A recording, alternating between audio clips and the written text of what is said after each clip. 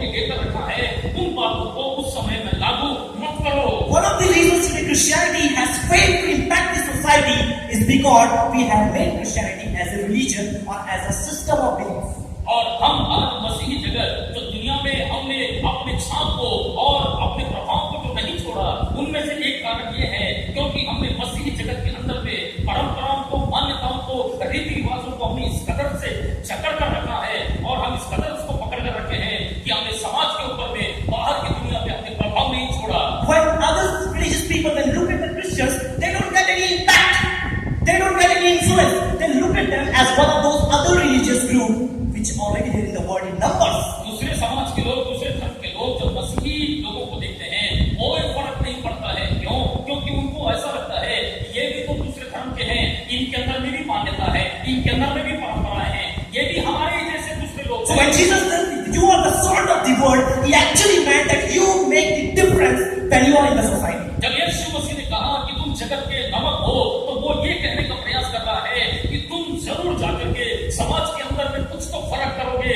कुछ तो प्रभाव डालोगे। So church, today we have to think differently and change ourselves as by Jesus' teachings and His prescription for you to live your life. और इसलिए कलीसिया, प्रभु यीशु मसीह ने जिन बातों को दिया है, जो रूप से हमको दिए हैं, जो शिक्षाएं तो हमको प्रदान की हैं, उन बातों को लेकर के आओ हम समाज के ऊपर में एक अच्छा प्रभाव को छोड़े। And to do what is most needed, not what our tradition, our system says as a Christendom, and keep on doing it without influencing the society. सबसे ज्यादा क्या आवश्यकता है, आओ हम उसको करने का प्रयास करें, ना कि हमारी घिसी पिटी वो परंपराएं, वो मान्यताएं और हम उन रीति रिवाजों को पकड़ कर ना बैठे। People looked at Jesus as he was a culprit, breaking the laws of Sabbath. यीशु मसीह की ओर जब ये सारे समाज के लोग जब देखने लगे, कौन से नजर से देख रहे हैं, उन्होंने ये सारे व्यवस्था, परंपरा और मान्यताओं को लेकर के यीशु मसीह के तरफ में अपराधी के समान देखने लगे। I think if any one of us would have been there with Pharisees or Sadducees, we would have the same perspective that they had toward what Jesus and His disciples did. और मुझे ऐसा लगता है कि अगर हम उन फरीसियों में मौजूद रहते, हम भी वहां फरीसी बनकर के रहते, तो यीशु मसीह को देख करके हमारे अंदर में भी यीशु मसीह को गंदा, अपराधी या फिर व्यवस्था को तोड़ने वाला, ऐसी हमारी भी मानसिकता होती। So I hope you better understand what we got to do. और मुझे ऐसा लगता है कि आप अच्छी तरह समझ रहे होंगे कि असल में हमको क्या करना है। So let's, without taking much time in that, let's move to the second part of the story and understand something different, which is actually the theme of this season, miracle.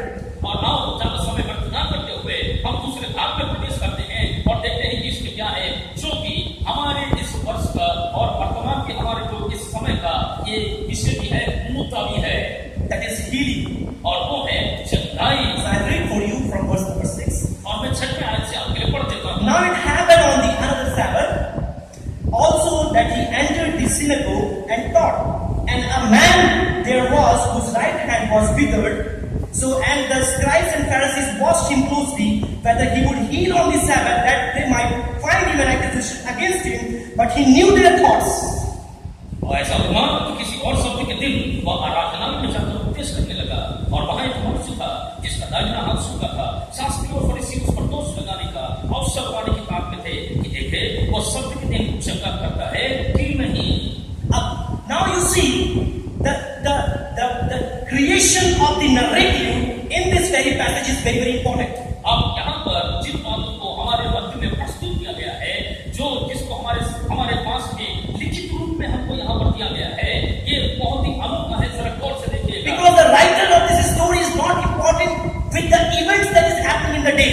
For him, the events are not important. अब इस लेखक को उन दिनों में होने वाली घटनाएं उतने मायने नहीं है। And what is happening day after another, the chronological order is not important for the author. और एक के बाद एक में कालक्रम के अनुसार, समय क्रम के अनुसार जो घटनाएं हो रही है, उसको सटीक तरीके से लिखना उसके लिए ये मायने नहीं है। And how we understand? You read the first verse, it says, 6 verse 11 it says, now it happened on the second Sabbath after the first. And when you read the verse 6 it says, now it happened on the another Sabbath day. और वहां पर अगर आप 6 verse 1 and 6 verse 6.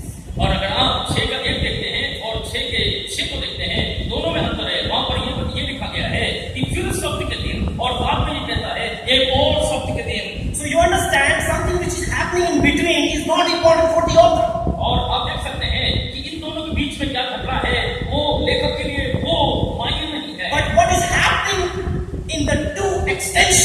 are very important for the author, or let us say the Holy Spirit, for us to understand. लेकिन दोनों ही अलग अलग अवसरों पर क्या हो रहा है वो बहुत ही मायने रखता है, और पवित्र आत्मा के द्वारा से ये लेखक इन बातों को अहमियत देते हुए लिख रहा है। So we got what happens in the one sermon, and let us move forward to look what happened in the coming or the next sermon, that Jesus did something wondrous. ये सप्त के दिन क्या हुआ, इस बात को हमने देखा। आने वाले ये दूसरे सप्त में क्या हो रहा है, इन बातों को देखेंगे। Guys, very quickly, let us read, and I hope you understand. Verse number 7. And the scribes and Pharisees watched him closely, whether he would heal on the Sabbath, that they might find him an accusation against him, but he knew their thoughts. और देखते हैं साथ में अब है शास्त्री और फरीसी उस पर दोष लगाने का अवसर पाने की ताकत थे कि देखे वो सप्त के दिन शंका करता है कि नहीं, परंतु वो उनके विचार जानता था। And as we are listening on miracles and trying to think and get for ourselves one, this is what I think we need to get to our heart. और जब हम चंगाइयों के ऊपर में सारे संदेशों को सुन रहे हैं, चंगाइयों से शिक्षाओं को प्राप्त करने की कोशिश कर रहे हैं, आइए हम देखते हैं इन बातों से हम क्या सीखने पाते हैं। These two verses tells us something very significant regarding miracles. और चमत्कार के विषय में इन दो आयतों को देखेंगे तो हमें ये दो आयतें बहुत ही महत्वपूर्ण जानकारी देते हैं। The miracle in this narrative is not important. यहाँ पर इस घटना में बताए गए चमत्कार उतना मायने नहीं है, And the object of the miracle, or that withered hand person, is also not important. और इस चमत्कार के अंदर में पाए जाने वाला विषय जो व्यक्ति विषय है जिसका दाहिना हाथ सूखे, वो भी इतना अहम नहीं है। Because looking at this story, sometimes we need to understand that the most important thing in this passage is what Christ is healing somebody. और यहाँ पर कई बार हम पढ़ते हैं पर इसको समझ नहीं पाते हैं।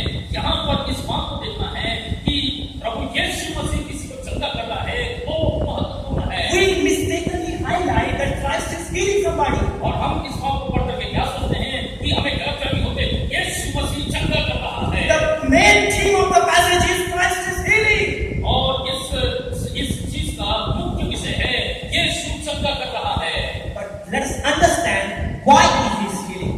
लेकिन इस बात को समझे क्यों वो चंगा कर रहा है। Because I said to you, the object and the miracle both are not important. क्योंकि मैंने आपसे ये कह दिया वो चमत्कार और वो व्यक्ति विषय दोनों ही महत्वपूर्ण नहीं है। But what is happening just before and what Christ is thinking is very important. लेकिन उससे पहले क्या कर रहा है, यीशु मसीह क्या सोच रहा है, ये ज्यादा महत्वपूर्ण And है। also important for the thought flow that we had started from verse 1. और एक आयत से जो विचारधारा शुरू हुई है वो ज्यादा अहम है। And let me read for you actually what actually the Christ is trying to purpose behind this very miracle. और मैं आपको बताना चाहता हूँ कि इस चमत्कार के द्वारा से यीशु मसीह किस उद्देश्य को प्रस्तुत करना चाहता है। मैं आपके लिए पढ़ता हूँ। So when Pharisees and Sadducees saw Jesus is in the temple, they suddenly assumed he will really do some miracle and we are going to catch him.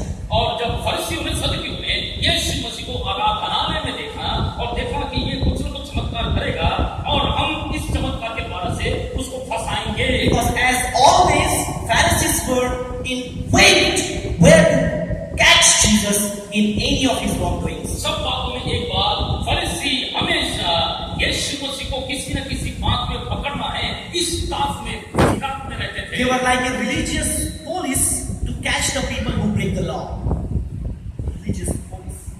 और ये तो धर्म के ऐसे पुलिस वाले हैं जो किसी न किसी व्यक्ति को कोई न कोई चीज को तोड़ते हुए कुछ गलत करते हुए पकड़ने के खिलाफ में हमेशा रहते So थे। now these policemen are after Creator, अब ये पुलिस वाले सृष्टिकर्ता के पीछे पड़ गए, not knowing that he reads their heart and their mind. ये भी नहीं जानते कि प्रभु यीशु मसीह तो इनके मनों को, इनके विचारों को जानता है। And Christ read their hearts, what they are thinking regarding Jesus, and he did this. और यीशु मसीह जानता है कि यीशु मसीह के प्रति ये लोग क्या सोचते हैं और जानता है कि ये लोग के दिल में क्या चल रहा है, तब उसने ये किया। And let us read the verse number 8. आइए 8वीं आयत को पढ़ते हैं। But he knew their thoughts and said to the man.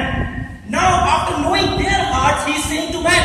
उनके विचारों को जानने के बाद उस हाथ जिसका हाथ सूख गया उस व्यक्ति से कह रहा He है, is not doing the miracle first place to just heal the person or make him well or show himself as a God, but he was looking to the hearts of the people, looking to the minds of the people, going to do something that will erase the erroneous thoughts in their brain. और प्रथम स्थान पर वो जाकर के सीधे उस सूखे हाथ वाले व्यक्ति को चंगा नहीं कर रहा है, लेकिन पहले ये जानते हुए, ये देखते हुए कि वो क्या सोच रहे हैं, उनके वो गलत फहमियों को, विचारधारा जो उनकी गलत है, उनको दूर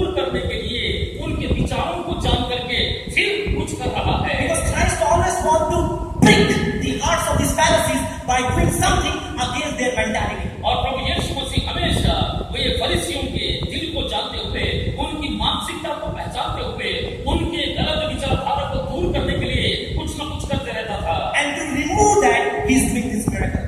और उस गलत फहमी को दूर करने के लिए ये चंगाई या ये चमत्कार कर रहा है। A big number of times we pray and pray and pray, and sometimes we don't find things happening in our life. और कई बार हम प्रार्थना करते और हमारे जीवनों में कुछ होते हुए हम नहीं देख पाते हैं। You don't get the answers for 100% of the prayer that you made for any miracles in your life. आपने जो अपने जीवन के चमत्कारों के लिए जो प्रार्थना किया है, 100% आपको उत्तर भी नहीं मिल पाता है। And sometimes when you don't even pray, you see a big miracle happening in your life. आपने प्रार्थना नहीं किया, लेकिन आपने अपने जीवन में एक बहुत बड़े चमत्कार को होते हुए Some देखा। blessings you don't ask for, you see coming in your life. और कुछ बातें जो आप किसी व्यक्ति से किसी से मांगते नहीं, लेकिन आपके जीवन में वो आते रहते हैं।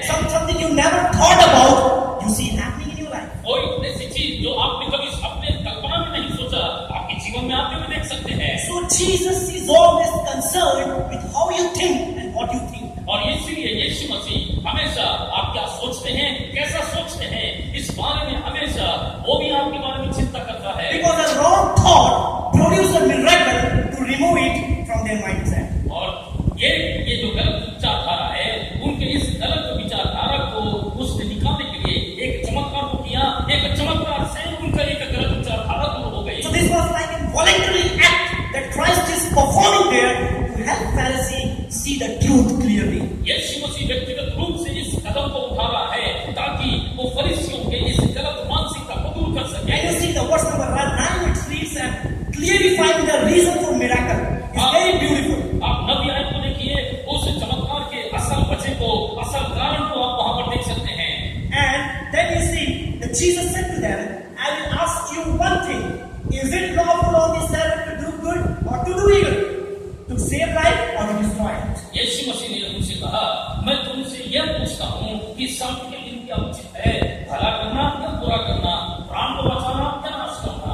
And looking around to them, one by one, the scripture is very clear. He looked at the people standing one by one in their eyes, and he said to the man who was having withered hand, stretch out your hand, and he did so, and his hand was restored as whole as the other. और यीशु मसीह वहां पर चारों तरफ में देखते हुए, ये बात भी लिखा हुआ है, हर एक व्यक्ति को आंख देखते हुए सबकी तरफ चारों तरफ देखने के बाद उसने उस व्यक्ति का जिसका हाथ सूख गया, उससे कहा कि तू अपने हाथ को आगे बढ़ा।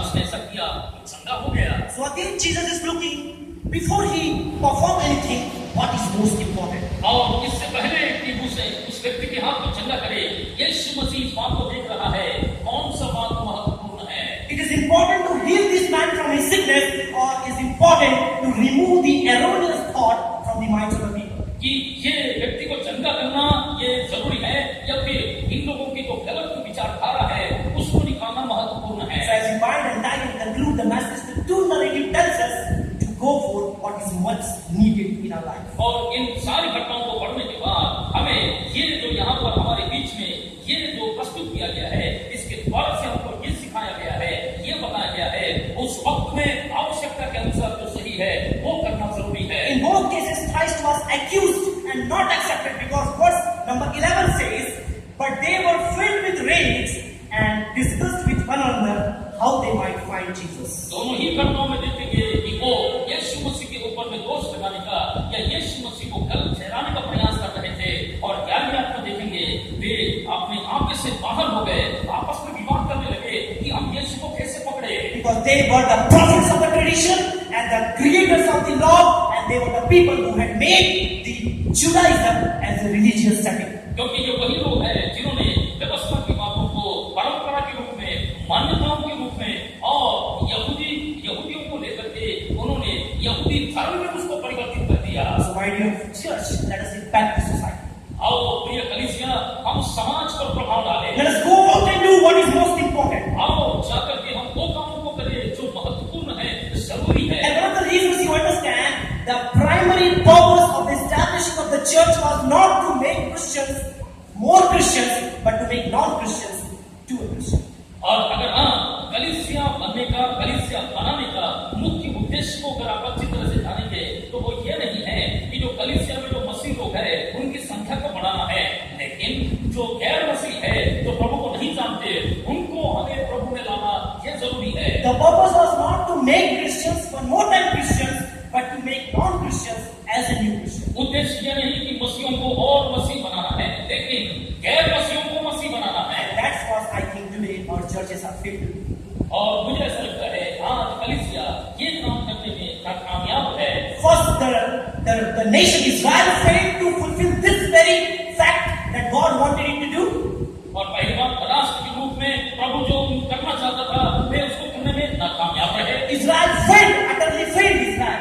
और इसराइल भी पूरी तरह से नाकामयाब हो गए। But let us say that our New Testament church should not fail and repeat the same mistake to which we convict today and accuse today the nation Israel. और आओ हम कलीसिया के रूप में एक नए अहदनामा, नए नियम के अनुसार के जो मसीह है, हम लोग ऐसे कामों को करें कि समाज के ऊपर कोई प्रभाव डाले। ये नहीं कि हमारे ऊपर भी कोई दोषारोपण करते रहे, हमें गलत ठहराने का प्रयास करते रहे। May the Lord bless